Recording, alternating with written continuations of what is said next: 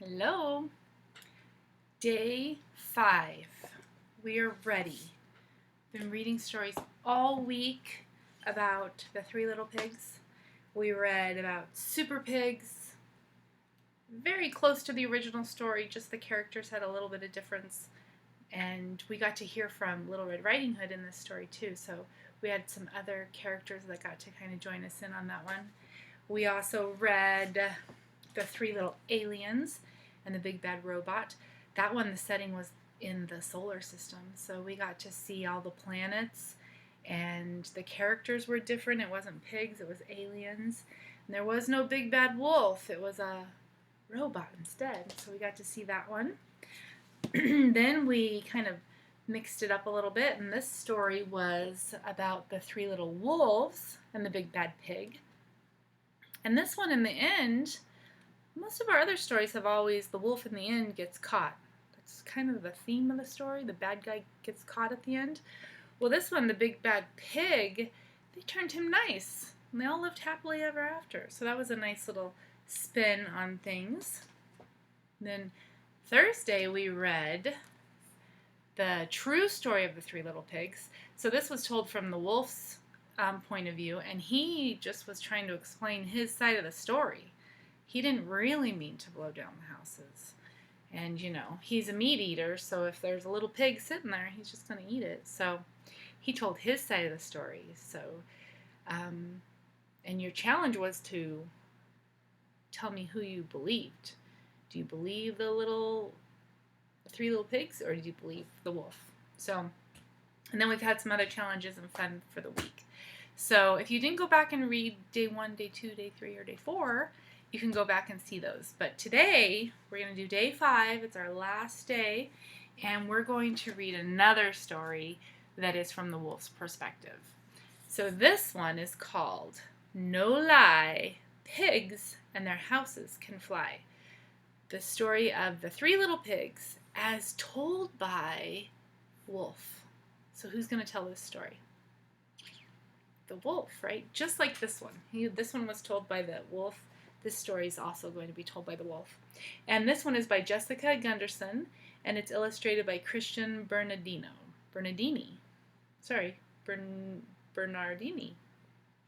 And I don't know if you remember, but during our Little Red Riding Hood stories, there was another book just like this that was told by same author. And there's a lot of these fractured fairy tales, and she always tells them in a really unique way. So I'm excited for this one. So, long title. No Lie, Pigs and Their Houses Can Fly. The story of the Three Little Pigs as told by the wolf. By Jessica Gunderson and illustrated by Cristian Bernardini. So this one, the illustrator and the author are two different people. So we had two people working as a team to do this story. You can see on the title page, we always have those hints that are coming in the story. You can see the wolf. What does he have there? That's a big piece of ham. What is ham? It comes from pigs. So let's see what this is all about. Yep, it's me, the Big Bad Wolf. Now, before you run away or start crying, here's something that you should know, and this is the truth. The only thing big or bad about me is, well, my breath. Doctors say that I have UBS, uncontrollable breathing syndrome. Basically, when I breathe, I let out huge gusts of air. I can't control it. Believe me, I wish I could. It's gotten me into so much trouble. So the illustrator made sure that they added in all these little whiffs of air all the way around so that you can see that when he breathes a lot. Huge gusts of air. Life with UBS is tough. I breathe out and garbage bins tumble down the street. Trees tip over. On really bad days, airplanes teeter off course. I can't play a proper game of sports. Balls shoot into the air, never to be seen again. "Hey, wicked Windy," the other wolves yell.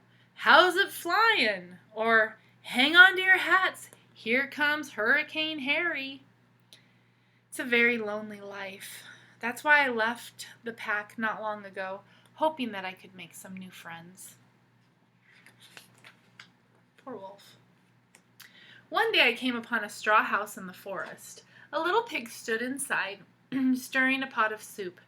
I'd never known any pigs, but I heard they were really nice, upstanding creatures. I thought I might enjoy having a pig as a buddy, so I called to him, "Little pig, little..."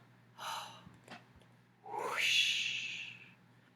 What's that called when we have a word that makes a sound or describes a sound?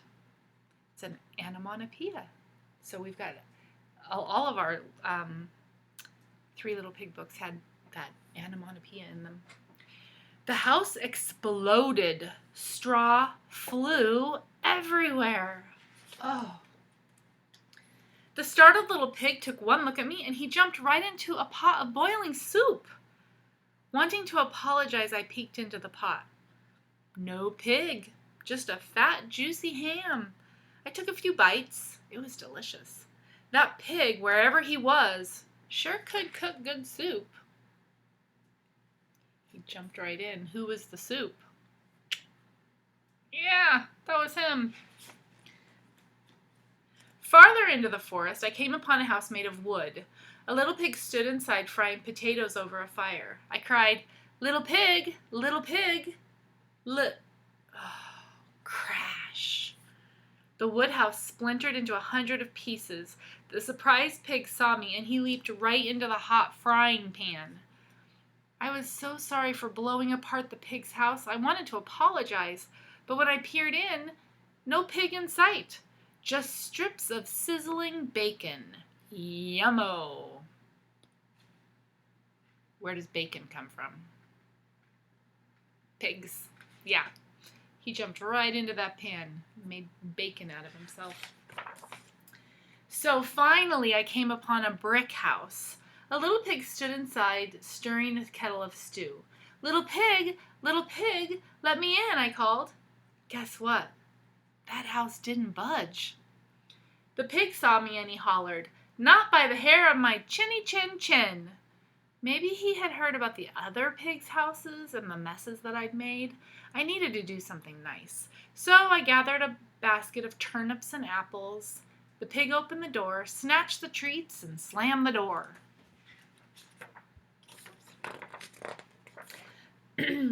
My stomach growled. I hoped the pig would share his stew with me and we could be friends. I knocked, but he didn't answer. So I scampered up the wall and wriggled through the chimney. Not smart, he says. Whoop! I fell right into a pot of boiling stew. Ah! I shrieked. Those are some pretty good onomatopoeias. Whoop! And ah! "You ruined my supper," cried the pig.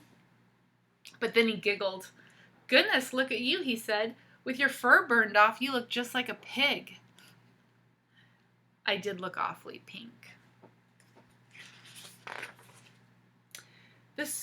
"I'm sorry. I was mean earlier," said the pig, whose name was Mort for short.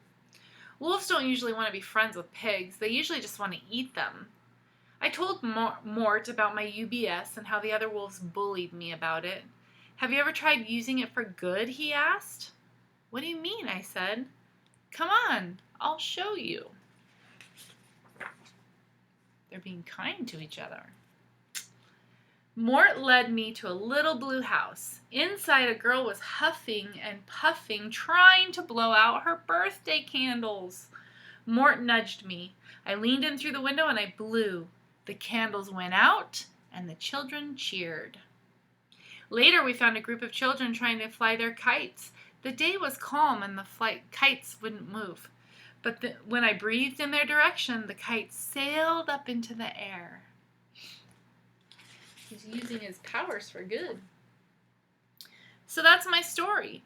Mort and I have become very good friends, and his house is so sturdy I never have to worry about blowing it down by accident. He made stew again tonight. No meat in here? I asked. I don't eat meat, he said. Not even bacon? Mort shook his head and sighed. No, Wolf, not even bacon. Not even when pigs fly.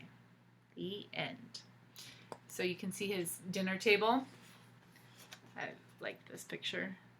He has all of their plates and glasses, and even Mort's chair. You can see everything's nailed down. So when the wolf breathes his big gusts of air, the chair and the table won't go flying away. Pretty clever. So that's a little different, isn't it? It's from the wolf's perspective, but you end up with the pig and the wolf being friends in the end.